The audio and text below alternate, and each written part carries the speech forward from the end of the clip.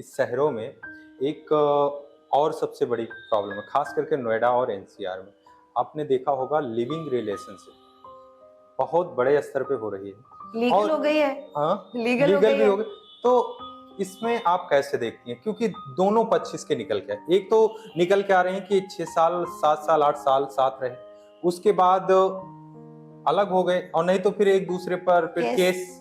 तो आप इसे कैसे देखती हैं? देखिए, लिव इन रिलेशनशिप में जब कोई एंटर करता है, जो मैंने देखा है और जो मैंने एक्सपीरियंस भी किया है वो ये है कि बंदा ये सोच के एंटर नहीं करता कि वो लॉन्ग टर्म लिव इन में जाने वाला है। मोस्टली वो जो दोनों बंदे हैं वो उस टाइम पे इतने क्लोज हैं इमोशनली कि उन्होंने साथ रहना चूज किया ये सोच के कि हम सूनर और लेटर शादी कर लेंगे।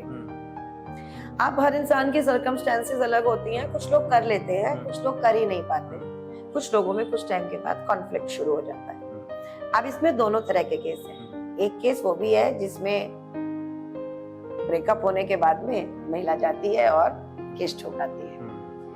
इसमें वो भी केसेस हैं जिसमें पुरुष ने महिला के साथ वाकई में गलत किया है, उसको बार बार धोखा देता रहा है, बात को टालता रहा है नहीं और शादी नहीं की अल्टीमेटली। अब लिव इन रिलेशनशिप को लीगल करना डेमोक्रेटिक डिसीजन है। डेमोक्रेसी में हम रहते हैं तो हर एक को अपनी जिंदगी जीने का पूरा अधिकार है। पर हम ये कहते हैं और इस बात को हम पर्सनल एक्सपीरियंस से बताएंगे कि आप ऐसा कोई काम ना करें जिसको बाद में झेल ना पाए।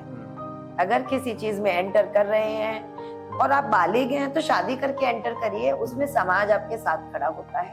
उसमें आपस में बहुत ज्यादा जो ये वाला जो गंदे लेवल पे रिलेशंस टूटते हैं उसके चांसेस भी कम हो जाते हैं, परिवार साथ में आ जाते हैं, है ना। शादी करिए, आराम से रहिए और अगर लिव इन में भी रहना है तो एक दूसरे के गला मत काटिए भैया, लड़ो मत, है ना। शांति से ब्रेकअप करो, मैं अपने घर जा रहा हूँ, मैं अपने घर जा रहा हूँ।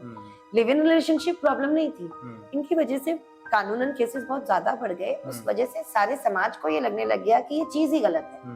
एक दूसरे को जानना समझना गलत नहीं है, लेकिन अगर उसकी वजह से हमारी सोसाइटी का जो अभी तक सांस्कृतिक रूप या संस्कार चलते आए हैं उन पे थोड़ा इम्पैक्ट पड़ रहा है, तो हम लोगों को सोच लेना चाहिए कि क्या किसी और तरीके से कर सकते हैं, है ना।